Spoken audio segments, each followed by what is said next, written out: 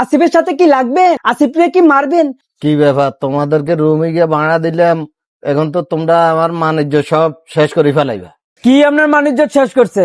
যাই যে না হারা দিন আমার লগে লাগি থা। এ রুগী তুই কিলে তিনের ডুকার মাঝখান দি তোমার কি জিজ্ঞাসা?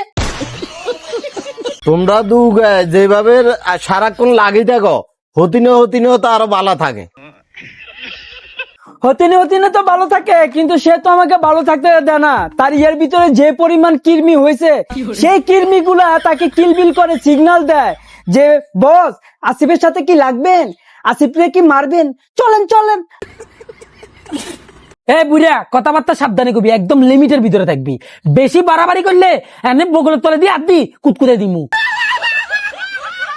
আমি আইছি এক বেজার লই, তোরা দুলুকে দিয়ে আরেক বেজার লাগাই দিছ, তাই যাইয়ের কই আপনার আবার কি এর বেজাল? এবারের লগে তো বেজাল করতে করতে অবস্থা খারাপ হয়ে যায়গা। আপনি কি আঙ্গ টিমে যোগ দিবেন নাকি? হাতে কিন্তু বুয়া টুয়া মানে না, সে লেভেলের বেয়াদব। আমি কিন্তু এত কথা বুঝি না। আমি 6 মাসের রুম ভাড়া পামু, 6 মাসের রুম ভাড়া গুলা বুঝাই দাও। কি আপনি 6 মাসের রুম ভাড়ার টাকা পাইবেন?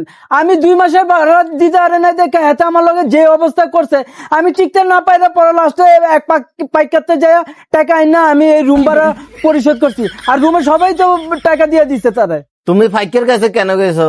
তুমি তো আমার কাছে আসলো ফাইকটা। আপনার কাছে আসবো মানে?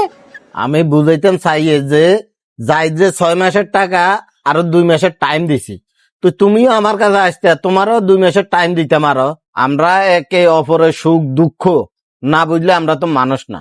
কিরে 6 মাসের টাকা তো আমরা সবাই দিয়ে দিছি, তুই 6 মাসের টাকা দিয়ে হেতারে দিলি না কে? গাল লগা বাদ ইচ্ছা বাইক কিস্তি ছিল কিস্তি দিয়ে দিছি।